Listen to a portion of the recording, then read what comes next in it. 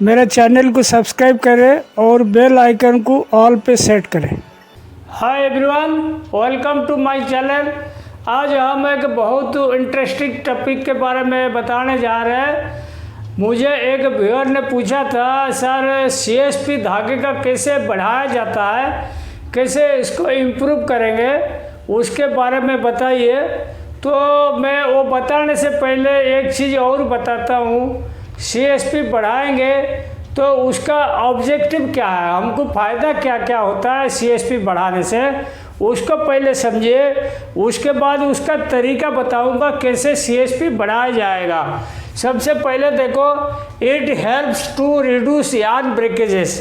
CSP जब आपकी rim frame धागे का बढ़ जाता है, आपकी धागे का जो ब्रेकेज है, यार्न ब्रेकेज परसेंटेज है, वो कम हो जाता है।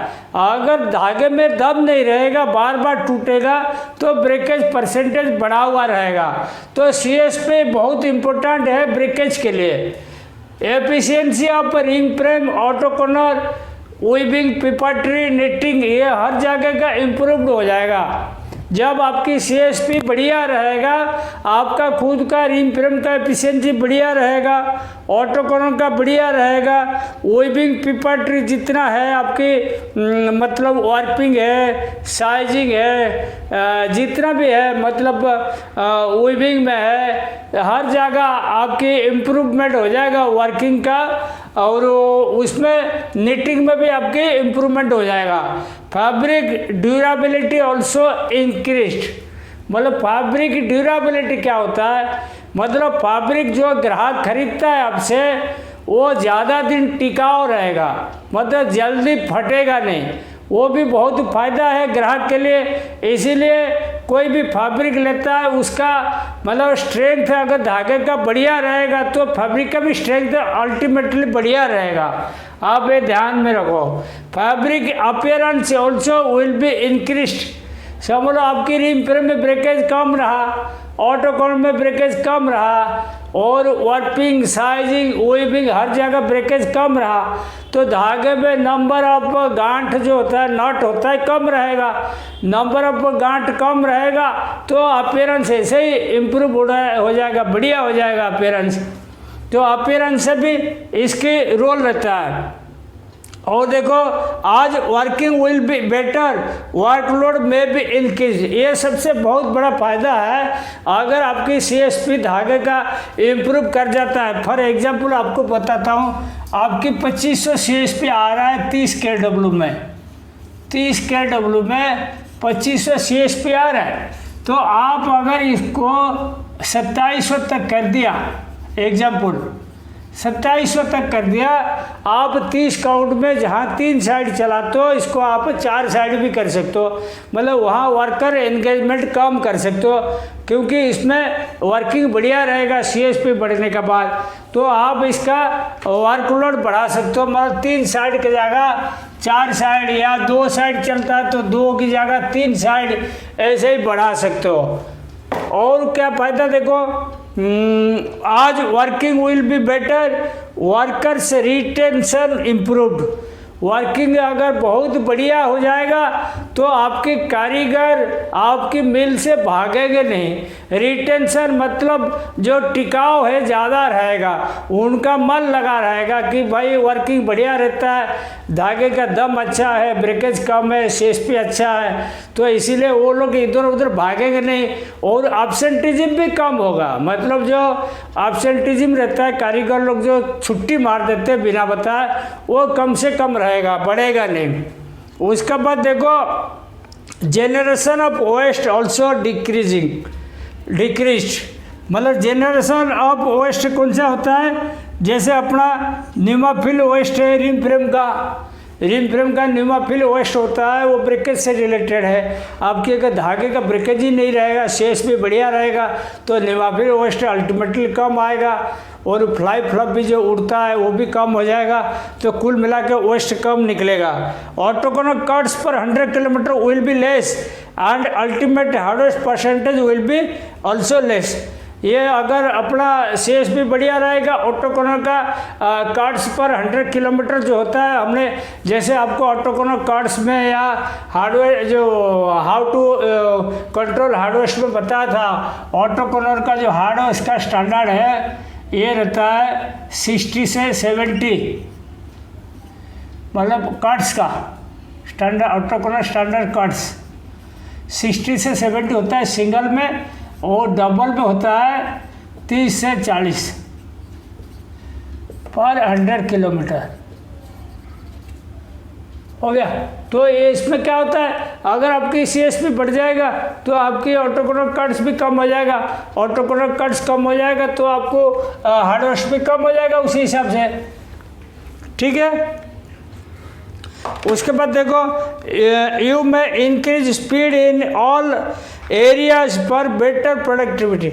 आपकी अगर CSP इंप्रूव हो गया, आप रिंग फ्रेम में स्पीड बढ़ा सकते हो, ऑटोकोनर में बढ़ा सकते हो, वीविंग में, नीटिंग में, हर जगह आप स्पीड बढ़ा सकते हो, बिंदास बढ़ा सकते हो, आपकी बढ़िया वर्किंग रहेगा CSP इंप्रूव है तो। और फाइनली देखो, quality of yarn you also get better.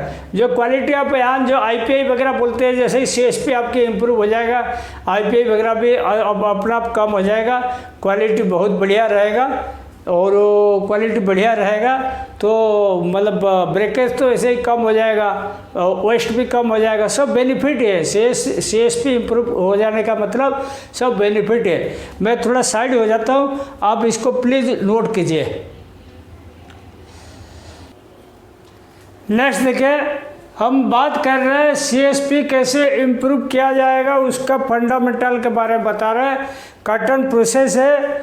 और देखिए, action plan to improve CSP बढ़ाने का तरीका सब बता रहे हैं आपको, किस प्रकार में अपन किस तरीका से CSP बढ़ा सकते हैं। सबसे पहला पॉइंट देखो, सिलेक्शन ऑफ कर्टन आज पर काउंट टू स्पिन। कर्टन का जो सिलेक्शन होता है काउंट के हिसाब से करना पड़ेगा आपको। 40 काउंट चला रहे हो तो कौन सा ग्रेड का कर्टन लोगे तो आपको सूट करेगा, 30 काउंट में कौन सा, 24 काउंट में कौन सा, उसी हिसाब से आपको फाइबर लेंथ मतलब टेनासिटी वगैरह सब चेक करके लेना पड़ेगा। काउंट वाइज कर्टन सिलेक्ट करना। समझ लो आप 60 काउंट बना रहे हो तो DC 32 लेना, और अगर 50 काउंट बना रहे हो MCU 5, 40 काउंट के एबव है तो इसको शंकर 6, और अगर 30 काउंट से एबव है वो H4, J34 ये सब ले सकते हो। तो ऐसे ही अगर कर्टन सिलेक्शन करोगे, खाली कर्टन बढ़िया सिलेक्शन कर देने से नहीं होगा, उसमें ये सारी चीज़ का ध्यान रखना। टेनासिटी, जो ग्राम पर टेक्स जो उसका स्ट्रेंथ होता है कर्टन का, माइक्रोनेयर वैल्यू, उसका फाइननेस, उसके मैच्योरिटी मतलब कितना परसेंट उसका मतलब फाइबर जो होता है मैच्योर्ड है, कितना इमैच्योर्ड है, मैच्योरिटी परसेंटेज, लेंथ, फाइबर का लेंथ कितना है वो भी आपको देखना पड़ेगा। Short fibre index, short fibre percentage कितना है, जैसे कि शॉर्ट फाइबर अपन 6-7% ज़्यादा से ज़्यादा मानते हैं, उससे ज़्यादा रहेगा फिर CSP आपकी डाउन करा देगा। ट्रास भी ज़्यादा नहीं होना चाहिए, ट्रास कम रहेगा CSP इम्प्रूव होगा। यूनिफॉर्मिटी, लेंथ यूनिफॉर्मिटी मतलब हो गया जो लेंथ का वेरिएशन कितना है, ज़्यादा वेरिएशन होगा तो फिर वो CSP आपकी बनेगा नहीं। उसके बाद देखो, check moisture of cotton should not below 8%। जब कर्टन बेल अपन इशू करते हैं डिपार्टमेंट के लिए, ये ध्यान रखिए 8% से कम मॉइस्चर वाला लेना नहीं, क्योंकि 8% से कम मॉइस्चर वाला कर्टन लोगे उसका CSP आपकी बैठेगा नहीं, चाहे होजियरी बनाओ, वार्प बनाओ, सब फ्लाई होकर उड़ जाएगा, स्ट्रेंथ आएगा नहीं उसमें। Keep RH percentage of department आज पर स्टैंडर्ड मतलब देखो, RH का एक फंडा है, आपको बढ़िया CSP रखनी है तो मिक्सिंग और ऑटोकोनर में 75 से 80% तक RH रखना, मिक्सिंग और ऑटोकोनर में। पेपर ट्रिम में 60 से 65% तक रखना, पीपा ट्री मतलब अप टू सिंप्लेक्स, और रिंग में तो आप 50-52% रखो, जो कोई दिक्कत नहीं। अगर ज़्यादा रख सकते हो 55 तक रख सकते हो, कोई दिक्कत नहीं। लेकिन ये 2 डिपार्टमेंट का ध्यान रखना, मिक्सिंग ऑटोकोनल 75 से 80 और पीपा ट्री का 60 से 65, ये रखोगी तो अब आपकी कभी भी CSP डाउन नहीं रहेगा। Keep break draft minimum in all area. Break draft ऐसा चीज़ है, आप सब कम से कम रखोगे, मिनिमम रखोगे हर एरिया में, चाहे ड्राइंग हो मतलब सिंप्लेक्स हो, रिम फ्रेम हो, हर एरिया में ब्रेक ड्राफ्ट मिनिमम रखोगे तो आपकी मतलब हर एरिया का उस्टर कम आएगा।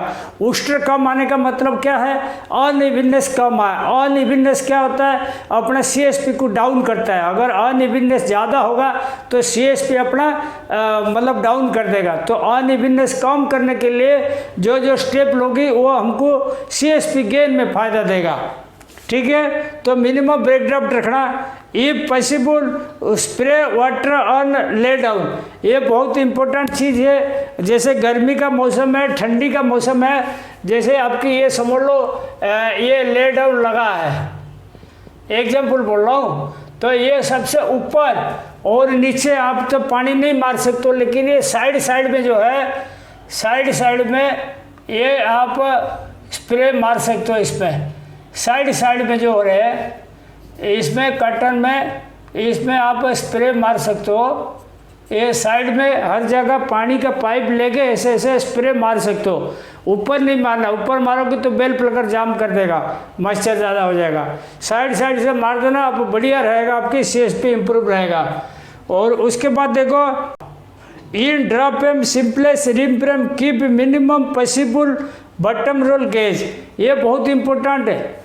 आपके अगर ड्राइंग में, सिंपलेस में, चाहे ब्रेकर ड्राइंग हो, फिनिशर ड्राइंग है, हर जगह आप जो ज़रूरत है गेज, बॉटम रोल गेज उतना लगाना। ऐसे नहीं कि अपन ज़्यादा वाइड रख दिया, ज़्यादा वाइड रख देगा तो फिर क्या होगा, वो मतलब फाइबर ड्राफ्टिंग जोन में फ्लोटिंग होगा तो उसमें मोटा पतला जाएगा, फिर आपकी उस्टर बढ़ेगा। उस्टर कम से कम लाने के लिए जितना कम से कम गेज कर सकते हो, मतलब ब्रेकेज को भी नज़र रखना, ब्रेकेज को नज़र रख के जितना कम कर सकते हो बॉटम रोल गेज, वहाँ उतना कम करना। चाहे वो ड्रॉपएम हो, सिंपलेस हो, रिम फ्रेम हो, उसमें उस्टर लेवल कम रहेगा, अपना आप CSP बढ़ जाएगा। अवॉइड पीरियडिक फॉल्ट्स इन यान do peak analysis. Periodic fault ये भी बहुत इंपॉर्टेंट चीज़ है। समझ लो आपने धागा बनाए जा रहे हो और कहीं बीच में मतलब फॉल्ट आया, मतलब पीरियडिक एक फ्रिक्वेंट इंटरवल के बाद ठीक आया या थिन आया, जो भी आया पीरियडिक फॉल्ट आया, वो फॉल्ट क्या करता है, धागा को कमज़ोर कर देता है। धागा को कमज़ोर कर देगा तो CSP आपकी आएगा नहीं। तो इसीलिए पीरियडिक फॉल्ट सबसे खतरनाक है, इसको बिल्कुल रखना नहीं। ज़रूरत पड़ता है तो आप पीक एनालिसिस करना। पीक एनालिसिस वाला टॉपिक है मेरा, इसको देखना, आप समझ जाओगे क्या क्या कारण से पीक आता है। Use optimum twist as per use of end product.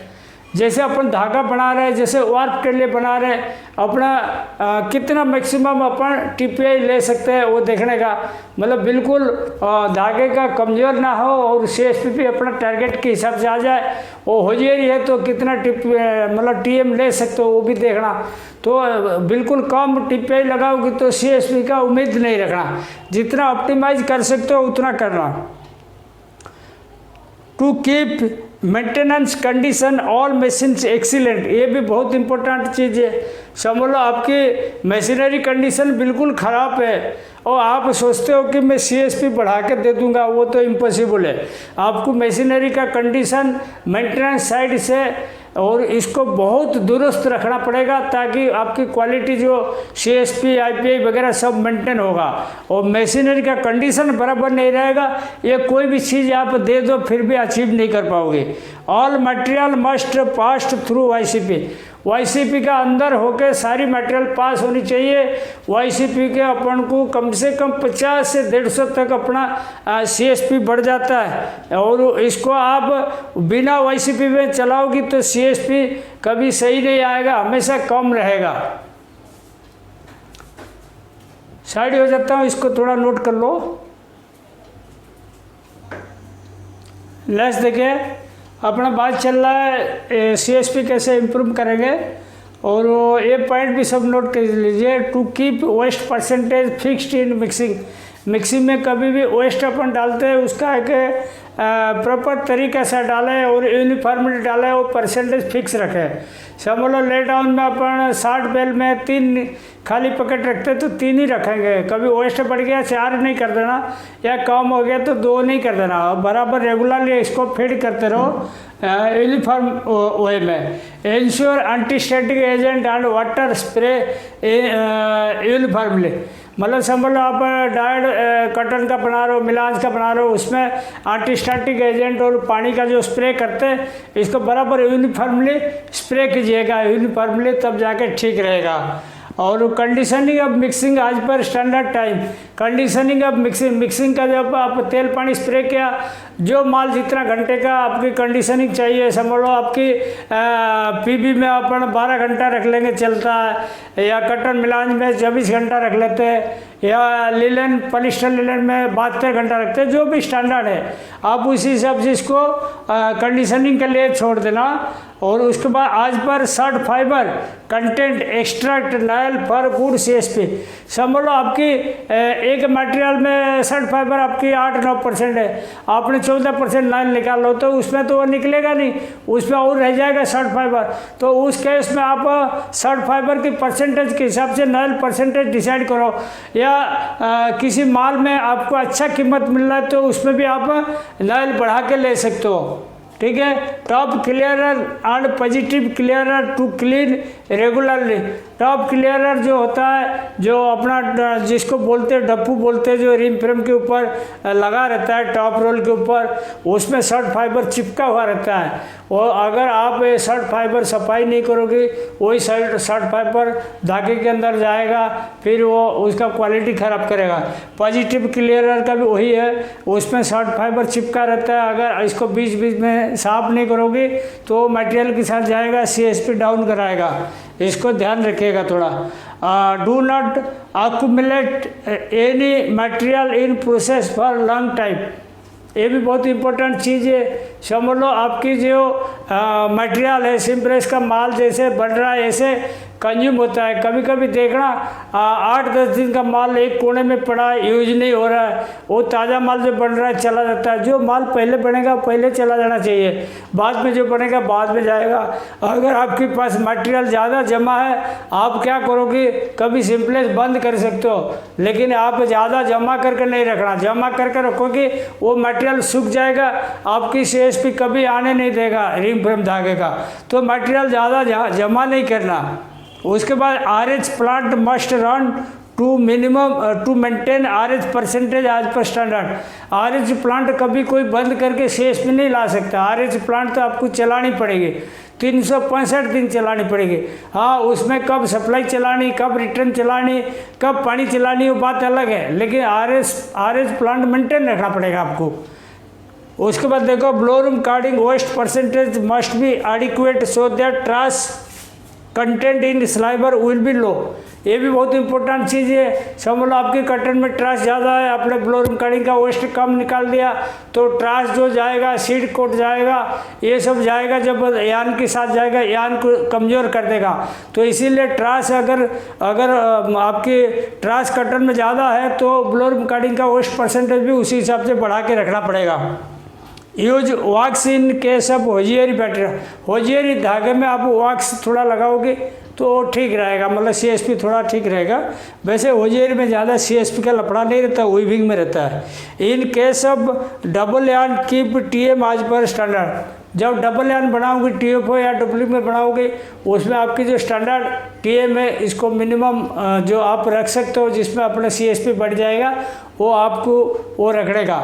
How to improve CSP, इसके बारे में मैंने आपको पूरा डिटेल आपको फंडामेंटल नॉलेज दे दिया।